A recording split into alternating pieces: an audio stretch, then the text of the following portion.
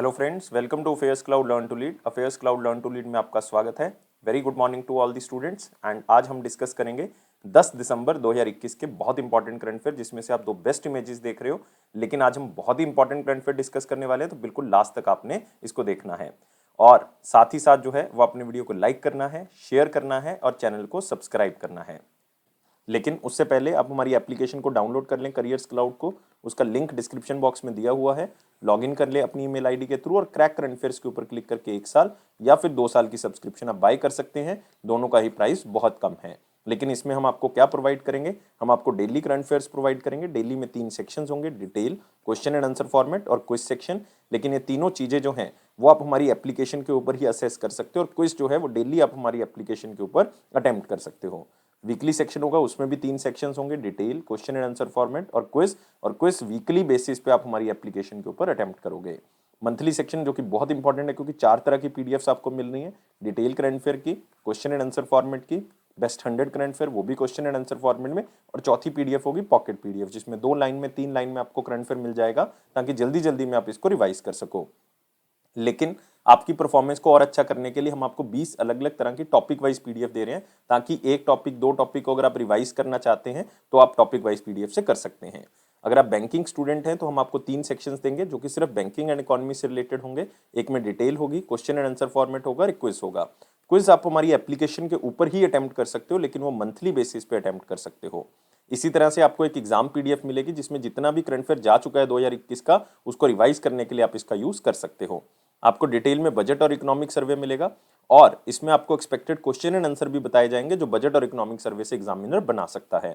और अगर आप किसी भी स्टेट एग्जाम की तैयारी कर रहे हैं तो हम आपको हर स्टेट का करंट अफेयर प्रोवाइड करेंगे, ताकि आपकी स्टेट परफॉर्मेंस इंप्रूव हो सके।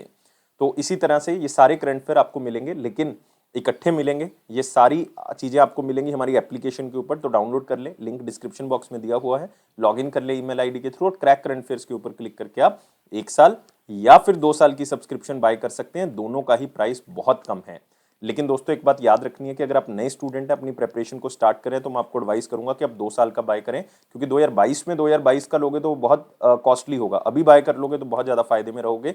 और इसमें आपको दोनों सब्सक्रिप्शन में 10% एक्स्ट्रा डिस्काउंट मिल रहा है, अगर आप इस कोड का यूज करेंगे ASH10 का।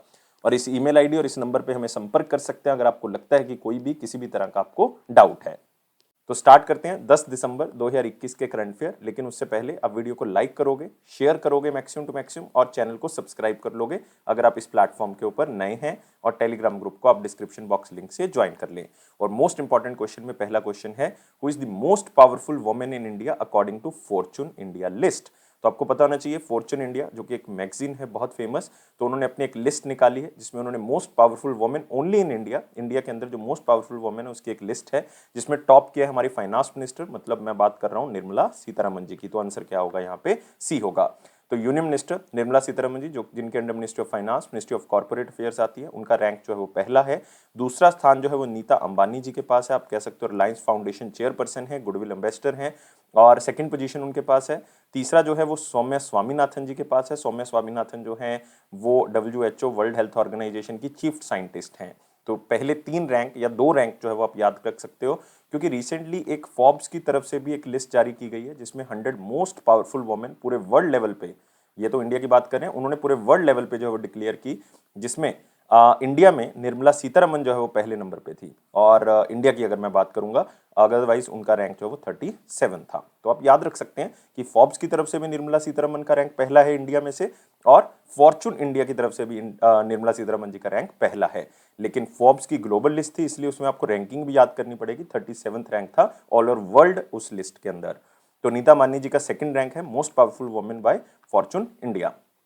तो आप देख सकते हो Nirmala Sitharaman ji union ministry of finance, Nita Ambani जो कि रिलायंस फाउंडेशन की चेयरपर्सन है, सौम्या स्वामीनाथन चीफ साइंटिस्ट हैं वर्ल्ड हेल्थ ऑर्गेनाइजेशन की, और चौथा स्थान है किरण मजूमदार शाह जी का, जो कि आप कह सकते हो एग्जीक्यूटिव चेयरपर्सन है कौन किसकी? बायोकॉन, जो कि एक बहुत ही फेमस फार्मास्यूटिकल कंपनी। और अपने आप में किरण मजूमदार शाह एक बहुत ही इंपॉर्टेंट, आप कह सकते हो एक बहुत ही सेल्फ मेड जो आप कह सकते हो बिलियनियर हैं, और इनका नाम जो है वो टॉप बिलियनियर्स फार्मास्यूटिकल फर्म्स के अंदर लिया जाता है। तो किरण मजूमदार शाह जी का नाम भी याद रख सकते हो, लेकिन पहले 2 नाम आपके लिए सबसे ज्यादा इंपॉर्टेंट है। अगले क्वेश्चन के ऊपर आते हैं, न्यू चांसलर जो है वो जर्मनी का किसको अपॉइंट किया गया है? तो आपको पता है कि अभी तक जो चांसलर थी जर्मनी की वो एंजेला मार्कल थी, बहुत टाइम पीरियड से, लाइक आप कह सकते हो कि 16 साल से वो चांसलर थी जर्मनी की। 2005 में लगाई गई थी, 2021 में 16 साल जो है वो उनको हो गए। अब ये पोजीशन जो है वो किसी और के पास चली गई है, तो इसका मतलब अगर एग्जामिनर आपको फॉर्मर पूछता है तो आंसर क्या लगा दोगे, एंजेला मार्कल। लेकिन न्यू चांसलर पूछता है तो ओलाफ शोल्ज, तो आंसर क्या होगा इसका, बी होगा। तो ओलाफ शोल्ज का आप चेहरा यहाँ पे देख सकते हो, नए जर्मन चांसलर। और इनकी पॉलिटिकल पार्टी जो वो कौन से, सोशल डेमोक्रेटिक पार्टी है। और जब एंजेला मार्कल जी चांसलर थी तब ओलाफ शोल्ज जो है वो वाइस चांसलर थे, ओलाफ शोल्ज वाइस चांसलर थे। और सोशल डेमोक्रेटिक पार्टी से ये बिलोंग करते हैं, लेकिन ये अलायंस की गवर्नमेंट है। एक पॉलिटिकल पार्टी है वहां पे ग्रीन्स, एक पॉलिटिकल पार्टी है फ्री डेमोक्रेटिक पार्टी। तो इनके साथ मिलके इन्होंने जो है वो गठबंधन की सरकार बनाई हुई है, और उसमें नए चांसलर बनाए गए हैं ओलाफ शोल्ज। और जब एंजेला मार्कल जी की सरकार थी तो मैंने बताया कि उस टाइम पे ये वाइस चांसलर के तौर पे काम कर रहे थे, और फाइनेंस मिनिस्टर के तौर पे भी इन्होंने काम किया है। अभी वाइस चांसलर कौन है, रॉबर्ट हैबेक। रॉबर्ट हैबेक जो है वो अभी क्या है, वाइस चांसलर हैं। और साथ ही साथ याद कर सकते हो जर्मनी, जर्मनी की कैपिटल जो है वो बर्लिन है, और करेंसी जो है वो यूरो है। अगले क्वेश्चन के ऊपर आएंगे, लेकिन अगला क्वेश्चन हमारा वेरी इंपॉर्टेंट क्वेश्चन सेक्शन में है, तो वीडियो को लाइक करना है, शेयर करना है मैक्सिमम टू मैक्सिमम, और चैनल को सब्सक्राइब कर लें, और टेलीग्राम ग्रुप को आप डिस्क्रिप्शन बॉक्स से ज्वाइन कर लें। और वेरी इंपॉर्टेंट में पहला है, इंडिया और मालदीव्स के बीच में एक मिलिट्री एक्सरसाइज हुई है, जो कि मालदीव्स में ही हुई है। पहले तो ये याद रखना है कि कहाँ पे हुई है, और ये कौन सा एडिशन है इस एक्सरसाइज का, 11th एडिशन है। और ये एक्सरसाइज का नाम क्या है, एक्यूवरिन। और एक्यूवरिन का मतलब दोस्तों क्या होता है, फ्रेंड्स। क्या होता है, फ्रेंड्स। तो ये भी आप याद रख सकते हैं। तो ये एक्सरसाइज इंडिया और मालदीव्स के बीच में हुई है, मालदीव्स में हुई है, 11th नंबर की एक्सरसाइज है, नाम है एक्यूवरिन। और ये एक्सरसाइज बहुत इंपॉर्टेंट है, खास करके दोनों कंट्रीज के लिए, क्योंकि हम लाइक लैंड पे और सी पे, लाइक समुद्र पे अपनी क्षमता को और बढ़ाना चाहते हैं, तो हमें अपनी आसपास की कंट्रीज के साथ जो है वो रिलेशन अच्छा रखना होगा।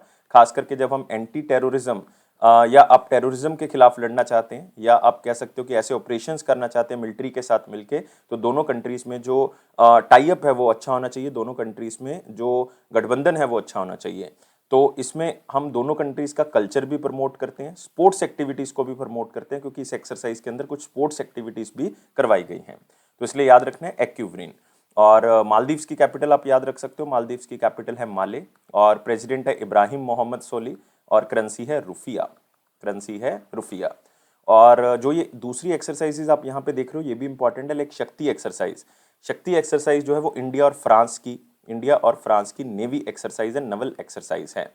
ऐसी कोंकण शक्ति जो है वो इंडिया और यूनाइटेड किंगडम की एक्सरसाइज है, इंडिया और यूनाइटेड किंगडम। और कोंकण आपको पता होना चाहिए, मुंबई से लेके गोवा तक का जो एरिया है उसको कोंकण कोस्ट कहा जाता है, समुद्री तट जो है वो मुंबई से लेके गोवा तक के कोंकण कहा जाता है, और कोंकणी लैंग्वेज है गोवा की। नेक्स्ट समुद्र शक्ति जो है वो इंडिया और इंडोनेशिया की नेवी की एक्सरसाइज है, इंडिया और इंडोनेशिया की नेवी की एक्सरसाइज है। बाकी एक्सरसाइजेज भी आप याद यहाँ से रख सकते हैं। तो 11th एडिशन है, एक्सरसाइज का नाम है एक्यूवरिन, इंडिया और मालदीव्स की है। कहाँ पे हुई है, मालदीव्स के अंदर हुई है। आइलैंड का नाम याद करने की जरूरत नहीं कि खदुदू आइलैंड है, लेकिन आपको याद रखने की जरूरत नहीं है। Next, who is signed as the brand ambassador of Byju. Byju ने अपना ब्रांड एम्बेसडर बनाया, लेकिन बाइजू ने किस चीज को प्रमोट करने के लिए बनाया है, जो उनकी डिज्नी बाइजू लर्निंग एप्लीकेशन है उसके लिए इन्होंने स्पेशली ब्रांड एम्बेसडर बनाया है, ताकि 6 से 8 साल के बच्चों को हम नई लर्निंग टेक्निक के थ्रू जो है वो सिखा सकें। इस एप्लीकेशन का मेन मोटिव यही है। और ब्रांड एम्बेसडर बनाए गए हैं नीरज चोपड़ा जी और पीवी सिंधु। तो आंसर हमारे पास क्या होगा, बोथ बी एंड सी होगा। तो आपने याद रखना है, नीरज चोपड़ा जो कि जैवलिन थ्रोअर हैं, जैवलिन थ्रोअर, और सबको पता है कि गोल्ड मेडल लेके आए थे 2020 के टोक्यो ओलंपिक्स में। तो एक तो इनको चुना गया, पीवी सिंधु जो कि ब्रॉन्ज मेडल लेके आई थी, तो इनको चुना गया है टोक्यो ओलंपिक्स में।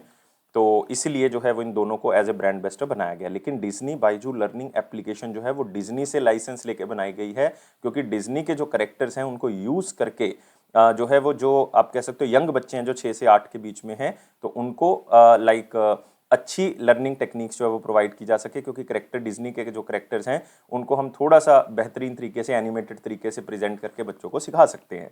तो इस टेक्नोलॉजी को प्रमोट करने के लिए बाइजू ने जो है वो नीरज चोपड़ा और पीवी सिंधु को एज ए ब्रांड एम्बेसडर बनाया है।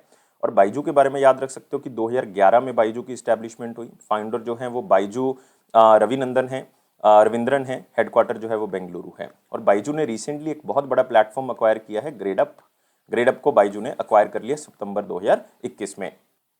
तो आप यहाँ भी देख सकते हैं नीरज चोपड़ा का चेहरा और Byju Disney Byju learning application Neeraj Chopra और पीवी सिंधु, दोनों का नाम याद रखना है। अगला आते हैं कौन सी कंपनी ने एक्सरे स्पेस टेलीस्कोप को लॉन्च किया है ताकि जो ब्लैक होल के सीक्रेट्स हैं, लाइट कहाँ से आ रही है, कहाँ से जा रही है, वहां पे लाइट क्यों नहीं पड़ रही, तो ये सारी चीजें खोजने के लिए एक नया टेलीस्कोप जो है वो लॉन्च किया है। और ये लॉन्च किया है किसकी तरफ से? यूएसए की स्पेस एजेंसी नासा की तरफ से। तो नासा ने एक टेलीस्कोप लॉन्च किया, एक्सरे स्पेस टेलीस्कोप, जिसका नाम क्या है? IX। क्या नाम है? IXPE। IXPE इसका मतलब है इमेजिंग एक्सरे पॉलीमेट्री एक्सप्लोरर। तो आप यहाँ पे देख सकते हैं ये फैल्कन 9 रॉकेट से लॉन्च किया गया IXPE इमेजिंग, दोबारा से बोल रहा हूँ, एक्सरे पॉलीमेट्री एक्सप्लोरर। और ये एक्सरे टेलीस्कोप है ताकि पता लग सके कि जो ब्लैक होल्स के सीक्रेट्स हैं वो हम जो हैं वो निकाल सकें, और जो कॉस्मिक ऑब्जेक्ट्स हैं जो दूर हैं, आप कह सकते हो, उनके सीक्रेट्स के बारे में पता लग सके। और प्रोजेक्ट जो है वो केवल नासा का नहीं है, नासा और इटालियन स्पेस एजेंसी इस दोनों को मिलके चला रहे हैं। और इससे ये भी पता लगेगा कि जो एक्सरेज आ रही हैं बेसिकली उसका सोर्स क्या है, मतलब जो रेज आ रही हैं, कॉस्मिक रेज आ रही हैं, उनका सोर्स जो है बेसिकली क्या है, कहाँ से वो एक्चुअल में जनरेट हो रही हैं। और ये इस तरह का पहला मिशन है जो कि बता रहा है कि एक्चुअल में लाइट कहाँ से आ रही है, किस तरफ जा रही है, एग्जैक्टली जो है वो हमें इंफॉर्मेशन यहाँ पे मिल सकती है। मतलब आप कह सकते हो ये यूनिवर्स के एक्सट्रीम सीक्रेट्स हैं, जो मिस्ट्री बनी हुई है, तो वो यूनिवर्स की, लाइक ब्लैक होल्स कैसे जनरेट हुए, ठीक है, कहाँ से एक्सरेज जनरेट हो रही हैं, कहाँ पे जो है वो एक्सरेज बन रही हैं, तो ये सारी चीज़ें जो है वो हमें यहाँ पे बता देगा। तो इसके लिए ये टेलीस्कोप का लॉन्च किया गया, नाम जरूर याद रखोगे, IXPE इमेजिंग, दोबारा से बोल रहा हूँ फिर से ताकि याद हो जाए, इमेजिंग एक्सरे पॉलीमेट्री एक्सप्लोरर। और नासा के जो एडमिनिस्ट्रेटर हैं वो कौन है? नासा के एडमिनिस्ट्रेटर हैं बिल नेल्सन। Bill Nelson. और CNSA जो है वो चाइना की स्पेस एजेंसी है, ESA यूरोपियन स्पेस एजेंसी है, और जाक्सा जो है वो जापान की स्पेस एजेंसी है। लेकिन आंसर यहाँ पे क्या है? नासा। अगला है कि इंडिया ने कितने गोल्ड मेडल जीते हैं एशियन यूथ पैरा गेम्स के अंदर? तो एशिया का सबसे बड़ा इवेंट माना जाता है ये एशियन यूथ पैरा गेम्स। कहाँ पे हुई हैं? सबसे पहले तो आपने यही याद रखना है कि ये बहरीन के अंदर हुई हैं। इंडिया ने टोटल मेडल्स, अगर मैं टोटल की बात करूंगा तो इंडिया ने 41 मेडल जीते हैं। लेकिन अगर आप सिर्फ गोल्ड की बात करोगे तो इंडिया ने 12 मेडल जीते हैं। तो आप यहाँ पे देख सकते हैं कि कहाँ पे हुई है? बहरीन के अंदर हुई है। ये एशिया का सबसे बिगेस्ट इवेंट माना जाता है, दिसंबर में हुई है, आपको पता ही लग रहा है। 12 गोल्ड मेडल जीते हैं, 15 सिल्वर, 14 जो है वो ब्रॉन्ज। लेकिन आपको ना तो सिल्वर पूछे जाएंगे, ना ही ब्रॉन्ज, गोल्ड पूछे जा सकते हैं, या टोटल मेडल टैली के अंदर जो है वो इंडिया के मेडल पूछे जा सकते हैं। तो इसलिए आपने इसको याद रखना है। और बहरीन के अंदर कौन सी जगह पे हुई है? राफा या रीफा सिटी के अंदर जो है वो इसको किया गया है। एशिया का बिगेस्ट इवेंट है, ये याद रखना आपने। और इसके अंदर 700 से ज़्यादा एथलीट्स ने पार्टिसिपेट किया, 30 अलग अलग कंट्री से, बहुत बड़ी बात है। और इसका अगला एडिशन जो 5th एडिशन होगा, क्योंकि ये 4th है, तो इसका जो 5th एडिशन होगा वो 2025 में होगा, 4 साल का गैप होगा अभी। और ये कहाँ पे होगा? ताशकंद उज्बेकिस्तान के अंदर होगा। और इसको करवाने वाली जो ऑर्गेनाइजेशन है वो बहरीन की ऑर्गेनाइजेशन है, नेशनल पैरालंपिक कमेटी। लेकिन आपने एक ऑर्गेनाइजेशन याद रखना है जिसको हम कहते हैं Asian para Olympic committee. Asian Paralympic committee. और इसका हेडक्वार्टर जो है वो कहाँ पे है? दुबई के अंदर है, यूनाइटेड अरब एमिरेट्स में। और इसके प्रेसिडेंट जो है वो माजिद रशीद हैं, लेकिन प्रेसिडेंट अगर याद रह गया तो ठीक है, अदरवाइज हेडक्वार्टर जो है वो आपको याद होना चाहिए, एशियन पैरालंपिक कमेटी। अगला आते हैं कौन सी स्टेट ने मिल्क प्राइस इंसेंटिव स्कीम जो है वो लॉन्च की गई है ताकि जो मिल्क प्रोड्यूसर्स हैं उनको कुछ पैसे जो है वो उनके अकाउंट में हम डाल के जो है वो उनको इस स्कीम का लाभ जो है वो दे सकें। और ये स्कीम स्टार्ट किया उत्तराखंड में, आंसर होगा सी। और इस स्कीम को स्पेशली लॉन्च किया पुष्कर सिंह धामी जी ने, जो कि चीफ मिनिस्टर हैं उत्तराखंड के। और इसको कहाँ से लॉन्च किया गया? देहरादून। ये स्पेशली मैं बात बता रहा हूँ उत्तराखंड के स्टूडेंट्स के लिए। और यहाँ पे आप देख सकते हैं उत्तराखंड के chief minister milk price incentive scheme को 50,000, मतलब एग्जैक्ट फिगर है 53,000 लोगों को बेनिफिट देने के लिए इसको जो है वो लॉन्च किया जा रहा है। और आप यहाँ पे देख सकते हैं ये एक डायरेक्ट बैंक ट्रांसफर स्कीम है, मतलब सीधा पैसे अकाउंट में डाले जाएंगे। और ये अमाउंट जो है वो डायरेक्टली अकाउंट्स में डाली जाएगी जो बेनिफिशियरीज हैं, जिनके बैंक अकाउंट जो है वो आधार के साथ लिंक्ड हैं। और जो भी मिल्क प्रोड्यूसर्स हैं उनको ये दिया जाएगा।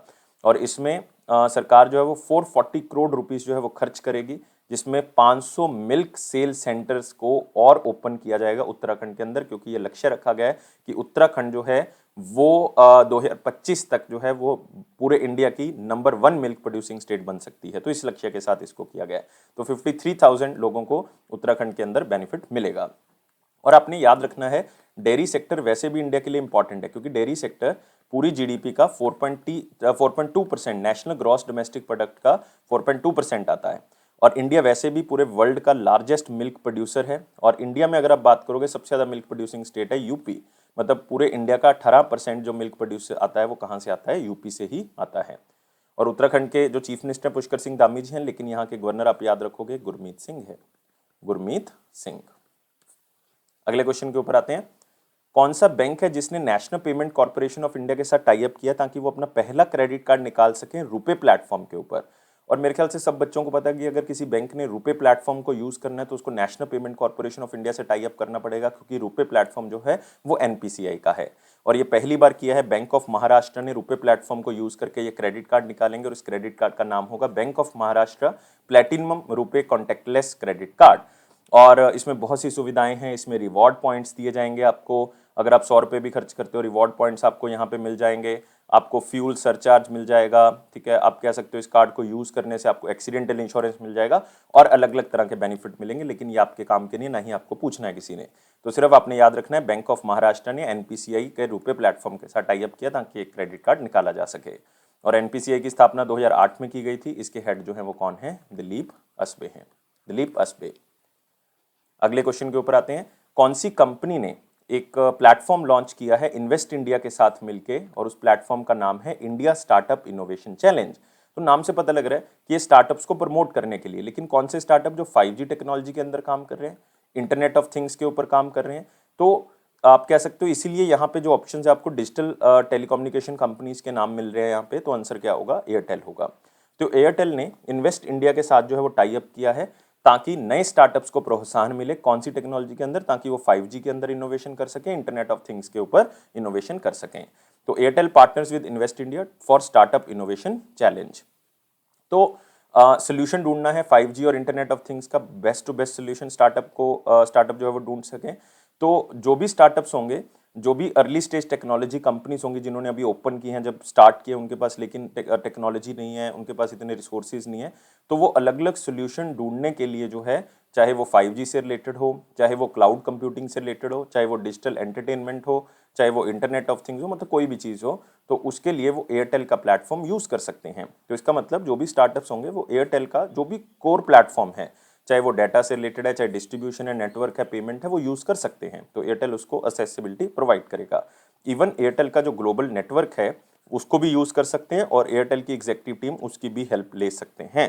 तो मतलब ये सारी चीज़ें उन स्टार्टअप्स को एयरटेल जो है वो प्रोवाइड कर रहा है। तो एयरटेल के सहयोग से नए स्टार्टअप जो 5G, cloud computing, internet of things या डिजिटल एंटरटेनमेंट में अपनी चीज़ों को स्टार्ट करना चाहते हैं, अपनी चीज़ों को आगे बढ़ाना चाहते हैं, वो एयरटेल की हेल्प ले सकते हैं। और इन्वेस्ट इंडिया इसमें जो है वो नाम से पता लग रहा है क्या करेगा, इसमें जो है वो हेल्प करेगा उन स्टार्टअप्स को एयरटेल के साथ पहुंचाने का। तो ये काम उसका होगा। और एयरटेल को 1995 में बनाया था, चेयरमैन जो है वो सुनील भारती हैं, सुनील भारती। और इन्वेस्ट इंडिया के बारे में याद रखना है, इसको 2009 में बनाया गया था। ये एक नॉन प्रॉफिट वेंचर है under department of promotion and internal trade, और ये ministry of commerce and industry के अंदर आता है। याद रखना है इन्वेस्ट इंडिया। अगला आते हैं, कौन सी कंट्री ने अपना एक मॉडल जो है उसका एक आप कह सकते हो कि नमूना जो है वो पेश किया है, एक प्रोटोटाइप पेश किया है जिसको नाम दिया गया हाइकोर। और ये हाइपरसोनिक वेपन है, एक हाइपरसोनिक मिसाइल है। हाइपरसोनिक मिसाइल वो होती है जिसकी स्पीड जो है वो मैक 5 या उससे ज़्यादा होती है, मतलब 5 गुना स्पीड ऑफ साउंड से ज़्यादा, उसको मैक 5 कह देते हैं। और ये हाईकोर जो है वो साउथ कोरिया के द्वारा जो है वो इसका नमूना पेश किया गया, किस तरह से दिखेगा, इसकी स्पीड इतनी होगी। और साउथ कोरिया के अंदर जो है वो इसको हाईकोर को लॉन्च करेंगे कौन से ईयर में, 2022 में। तो इसकी टेस्टिंग जो है वो 2022 में स्टार्ट होगी। तो इस तरह का ये वेपन, इस तरह से ये मिसाइल जो है वो दिखेगी। तो एक एनिमेटेड वीडियो के थ्रू जो है वो इसको पेश किया गया और लोगों को दिखाया गया। तो इसको आप याद रख सकते हो। और इसकी टेस्टिंग 2022 में होगी। हाइपरसोनिक मिसाइल क्या होती है बता चुका हूँ। और हाइपरसोनिक और या हाई कोर जो मिसाइल है उसका एक फ़ायदा ये भी होगा कि इसको आप चाहे लाइक सबमरीन से लॉन्च कर लो, चाहे आप इसको एयरक्राफ्ट से लॉन्च कर लो, चाहे ज़मीन से लॉन्च कर दो, मतलब ये लॉन्ग रेंजेस के लिए होती है। ये हाइपरसोनिक मिसाइल की खासियत भी है एक। और एक आपने और बात याद रखनी है कि इंडिया और रशिया भी एक नई मिसाइल बनाने के बारे में सोच रहे हैं जिसका नाम क्या होगा, ब्राह्मोस। तो आप सोचोगे ब्राह्मोस तो सर पहले ही है, तो ये ब्राह्मोस 2 होगी। ब्राह्मोस 1 है हमारे पास जो हाइपरसोनिक मिसाइल है, सुपरसोनिक है बेसिकली, हाइपरसोनिक नहीं आप कह सकते क्योंकि उसकी स्पीड मैक 5 से कम है। लेकिन यह है ब्राह्मोस 2, ब्रह्मपुत्रा और मोस्कोवा रिवर जो रशिया के उसके नाम से लिया गया। और इसकी स्पीड जो मैक्स 7 होगी, मतलब 7 गुना ज़्यादा स्पीड ऑफ साउंड से, और इसको 2025 और 28 के बीच में लॉन्च किया जा सकता है, ये इंडिया को उम्मीद है। तो ये भी आप याद रख सकते हो। तो अगले क्वेश्चन के ऊपर आते हैं। 5th बाई मंथली रिपोर्ट आ चुकी है, इस साल की सेकंड लास्ट रिपोर्ट आ चुकी है फाइनेंशियल ईयर की, जो कि मॉनेटरी पॉलिसी कमेटी की तरफ से दी गई, 6 मेंबर कमेटी की तरफ से दी गई। तो ये 5th है, अगली बार 6th आएगी, मतलब फेब और मार्च के लिए जो रिपोर्ट आएगी वो 6th होगी। ये 5th जो है वो बेसिकली दिसंबर और जैन की रिपोर्ट है, तो आप याद रख सकते हो। और 5th bimonthly monetary policy statement आ चुका है। आरबीआई ने कोई भी रेट जो है वो चेंज नहीं किया, आप देख सकते हो यहाँ पे। रेपो रेट जो है वो 4% same, reverse repo, margin standing of bank rate हमेशा सेम होता है, तो आप देख सकते हो सेम है। और कैश रिजर्व रेशो 4 है, SLR 18% है, तो सारी चीज़ें जो है वो सेम रखी गई हैं। और ऐसा 8वीं बार लगातार हुआ है कि इन्होंने कोई भी रेट में चेंज नहीं किया। और मॉनेटरी पॉलिसी कमेटी ने जो है वो ग्रॉस डोमेस्टिक प्रोडक्ट जो है वो सेम रखा है कि 5% इंडिया ग्रो करेगा फाइनेंशियल ईयर 22 में। ये याद रखना है, ये मोस्ट इंपॉर्टेंट चीज़ है जो आपको एग्जामिनर पूछ सकता है, स्पेशली बैंकिंग स्टूडेंट्स, कि आरबीआई की प्रोजेक्शन है कि 5% इंडिया फाइनेंशियल 22 में ग्रो करेगा। और आरबीआई ने एक नया प्लेटफॉर्म लॉन्च करने के बारे में सोचा है, जो कि यूपीआई बेस्ड पेमेंट प्रोडक्ट्स होंगी, वो आरबीआई खुद लॉन्च करेगा। जो फोन यूजर हैं वो इसको यूज कर सकते हैं, लेकिन इसमें खास बात क्या होगी, इसको बिना स्मार्टफोन, बिना इंटरनेट सर्विसेज के यूज किया जा सकता है। तो इस तरह का एक UPI based platform RBI launch करने के बारे में सोच रहा है। और यूपीआई की ट्रांजैक्शन लिमिट को बढ़ाने के बारे में सोच रहे हैं, specially for the retail customers. उन्होंने सोचा है कि जो आईपीओ एप्लीकेशंस हैं या रिटेल डायरेक्ट स्कीम के अंदर जो कस्टमर्स आते हैं वो 2 लाख से 5 लाख तक करने की कोशिश की जा रही है। अभी रिसेंटली मार्च 2020 में यूपीआई ट्रांजैक्शन 1 लाख से 2 लाख कर दी गई थी लिमिट। अब 2 लाख से कितनी करने की कोशिश हो रही है, 5 लाख हो रही है। तो ये सारी प्लेटफॉर्म याद रखने, जितनी भी आरबीआई जो ये बाई मंथली रिपोर्ट है 2 महीने में एक बार आती है, तो आप आरबीआई के गवर्नर जो है वो शक्तिकांत दास यहाँ पे देख सकते हैं। तो अगले क्वेश्चन के ऊपर आते हैं। जनरल बिपिन रावत, बहुत ही सैडेड न्यूज़, पूरे देश को उदास कर दिया इस न्यूज़ ने, और बहुत ही ब्रेव पर्सन, तो मतलब हमारे बीच में नहीं रहे, बहुत दुखदाई घटना जो है वो उनके साथ हुई। और चीफ ऑफ डिफेंस स्टाफ पहले थे, नई पोस्ट क्रिएट की गई थी गवर्नमेंट ऑफ इंडिया की तरफ से, कि जो तीनों हमारे पास हैं, एयरफोर्स है हमारे पास, नेवी है हमारे पास आर्मी है, तो इन तीनों को इकट्ठा एक यूनाइट करने के लिए एक चीफ ऑफ डिफेंस स्टाफ होगा, जो कि इन तीनों को इकट्ठा करेगा और इसको इंटेग्रेट करेगा और इनको कमांड देगा। तो एक नई पोस्ट क्रिएट की गई थी, पहले थे, और इनकी एक बहुत ही दुखदाई दुर्घटनाग्रस्त आप कह सकते हो हेलीकॉप्टर के अंदर जो है वो इनकी डेथ हो गई। तो ये हेलीकॉप्टर का जो नाम है एग्जामिनर पॉइंट ऑफ व्यू से वो आपको पूछा जा सकता है, MI-17V5 हेलीकॉप्टर था, जो कि one of the best helicopter के तौर पे जाना जाता है, लेकिन फिर भी ये क्रैश हुआ। और इवन इनके साथ इनकी वाइफ जो मधुलिका रावत है, मधुलिका रावत, और ये सवार थे टोटल 14 लोग, लेकिन उनमें से 13 पर्सन्स की डेथ हो चुकी है। सिर्फ एक जो ग्रुप कैप्टन थे वरुण सिंह, वो एक अकेले सर्वाइवर बचे हुए हैं, वो भी लाइफ सपोर्ट सिस्टम के ऊपर हैं। तो हम भगवान से प्रार्थना करते हैं कि उनको सुरक्षित करें। और ये 63 साल के थे विपिन रावत जी, और जन्म दिवस आपको पूछा जा सकता है 16 मार्च को 1958 को उत्तराखंड के अंदर इनका जन्म हुआ। पूछा जा सकता है कि कौन सी स्टेट से वो बिलोंग करते थे। तो पहले चीफ ऑफ डिफेंस स्टाफ थे, 2019 में वो as a chief of defence staff उनको लगाया गया था। बहुत से मेडल उनको मिल चुके हैं, क्योंकि हाईएस्ट पोजीशन, क्योंकि पहले वो आर्मी के चीफ भी रह चुके हैं, तो बहुत से मेडल बाय डिफॉल्ट उनको मिल चुके होंगे। परम विशिष्ट सेवा मेडल उनको मिल चुका था, उत्तम युद्ध सेवा मेडल, अति विशिष्ट सेवा मेडल, युद्ध सेवा मेडल, सेना मेडल और विशिष्ट सेवा मेडल, एंड बहुत से मेडल जो है वो उनको मिल चुके हैं। और नई मिलिट्री के रूल्स के अकॉर्डिंग ये था कि सीडीएस जो पोस्ट है उसके अंदर मैक्सिमम टू मैक्सिमम एज जो है वो किसी बंदे की कितनी हो सकती है, 65 साल हो सकती है। और जो हमारे 3 और हैं, लाइक आर्मी कह सकते हो, एयरफोर्स कह सकते हो या नेवी कह सकते हो, इन तीनों के जो हेड होंगे उनका टाइम पीरियड 3 साल का होगा, जब मैक्सिमम टू मैक्सिमम एज कितनी होगी, 62 साल की होगी। तो ये नए मिलिट्री के रूल्स, इसके अकॉर्डिंग भी आपने याद रखना है। नेक्स्ट आता है इंपॉर्टेंट क्वेश्चंस के ऊपर, लेकिन उससे पहले वीडियो को लाइक करना है, शेयर करना है और चैनल को सब्सक्राइब कर देना है। लेकिन टेलीग्राम ग्रुप को आप ज्वाइन कर लो डिस्क्रिप्शन बॉक्स लिंक से। और क्वेश्चन क्या है, बेसिकली पिक्चर से है। Union minister of rural development and Panchayati Raj Shri Giriraj Singh ji ने एक रिपोर्ट को लॉन्च किया है, जो रिपोर्ट का नाम है localization of sustainable development goals through Panchayati Raj institution. 2 चीजें हैं इसके अंदर, कि सस्टेनेबल डेवलपमेंट गोल्स को अचीव कर सकते हैं हम पंचायती राज इंस्टीट्यूशन के साथ मिलकर, उनकी भाग्यता से। आप ये भी कह सकते हैं इसमें कि पंचायती राज इंस्टीट्यूशन जो है वो सस्टेनेबल डेवलपमेंट गोल्स के बेसिस पे विकसित की जा सकती हैं। तो दोनों चीजें इस रिपोर्ट के अंदर बताई गई हैं कि सस्टेनेबल डेवलपमेंट गोल्स को किस तरह से अचीव कर सकते हैं और किस तरह से सस्टेनेबल डेवलपमेंट गोल्स के थ्रू पंचायत को हम बेहतर बना सकते हैं। तो उन्होंने 2 डैशबोर्ड जो हैं वो इसमें लॉन्च किए हैं। पहला डैशबोर्ड का नाम है ग्राम पंचायत डेवलपमेंटल मॉनिटरिंग डैशबोर्ड। इसमें क्या होगा, इस डैशबोर्ड के अंदर पूरा प्रोसेस जो है वो मॉनिटर किया जा सकता है, जो कि डेवलपमेंटल प्लान ग्राम पंचायत के लिए तैयार किया गया, हर ग्राम पंचायत का। नेक्स्ट है ट्रेनिंग मैनेजमेंट पोर्टल, और इस पोर्टल के थ्रू जो है वो ट्रेनिंग और कैपेसिटी बिल्डिंग प्रोग्राम्स जो है लॉन्च किए जाएंगे। जो भी इलेक्टेड रिप्रेजेंटेटिव हैं, जो भी पंचायती राज इंस्टीट्यूशन के अंदर काम कर रहे हैं, उनको ट्रेनिंग और उनकी कैपेसिटी बिल्डिंग, उनको और नॉलेज देने के लिए इसके अंदर जो है वो अलग अलग प्रोग्राम चलाए जाएंगे। और आपको पता होना चाहिए जो एसडीजी गोल्स हैं वो 2015 में लॉन्च किए गए थे यूनाइटेड नेशंस की तरफ से, और इसको अचीव करना हमने 2030 तक। टोटल गोल्स कितने हैं? 17 गोल्स हैं। और मिनिस्ट्री ऑफ पंचायती राज गिरिराज सिंह जी के अंदर आती है। गिरिराज सिंह जी यूनियन मिनिस्टर हैं मिनिस्ट्री ऑफ पंचायती राज, और कॉन्स्टिट्यूएंसी इनकी है बेगूसराय। बेगूसराय, बेगूसराय कहाँ पे है दोस्तों? बिहार के अंदर, बेगूसराय बिहार के अंदर। और ये हैं 17 डेवलपमेंटल गोल, जो आप यहाँ पे देख सकते हो एक पिक्चर, ये 17 डेवलपमेंटल अलग अलग तरह के गोल्स हैं। नेक्स्ट आते हैं वन लाइनर इंपॉर्टेंट पॉइंट, जिसमें पहला पॉइंट हमारे पास है इंडिया ने 41 मेडल जीत लिए एशियन यूथ पैरा गेम्स के अंदर। मैंने बताया था 12 गोल्ड मेडल जीत लिए हैं, और ये कहाँ पे हुई है? बहरेन के अंदर ये हुई है, ऑलरेडी कर चुके हैं। बैंक ऑफ महाराष्ट्र ने एनपीसीआई के साथ टाई अप किया ताकि क्रेडिट कार्ड लॉन्च कर सकें, और रुपए प्लेटफॉर्म को भी यूज करेंगे। पहली बार रुपए प्लेटफॉर्म को यूज करके कोई क्रेडिट कार्ड निकाल लें, ऑलरेडी कर चुके हैं। अवीवा लाइफ इंश्योरेंस ने एक इंश्योरेंस प्लान लॉन्च किया जिसका नाम है निवेश बीमा। तो सिर्फ निवेश बीमा याद रखेंगे, अवीवा लाइफ इंश्योरेंस, सिर्फ ये 2 कीवर्ड आपने पढ़ने हैं, इसको याद रखने की भी जरूरत नहीं। एक 5 ईयर पॉलिसी है, 5th ईयर में आपको गारंटेड मनी बैक मिलेगी, और साथ में कुछ लमसम अमाउंट मिलेगी जो इंटरेस्ट की होगी मैच्योरिटी के टाइम पीरियड पे, और इसमें अलग अलग बेनिफिट जो है वो आपको दिए जाएंगे। अवीवा लाइफ इंश्योरेंस का हेडक्वार्टर है गुरुग्राम। 11th एडिशन इंडिया और मालदीव्स की एक ज्वाइंट एक्सरसाइज हुई है एक्विवरीन, लेकिन हुई कहाँ पे है? वो मालदीव्स के अंदर, ऑलरेडी कर चुके हैं।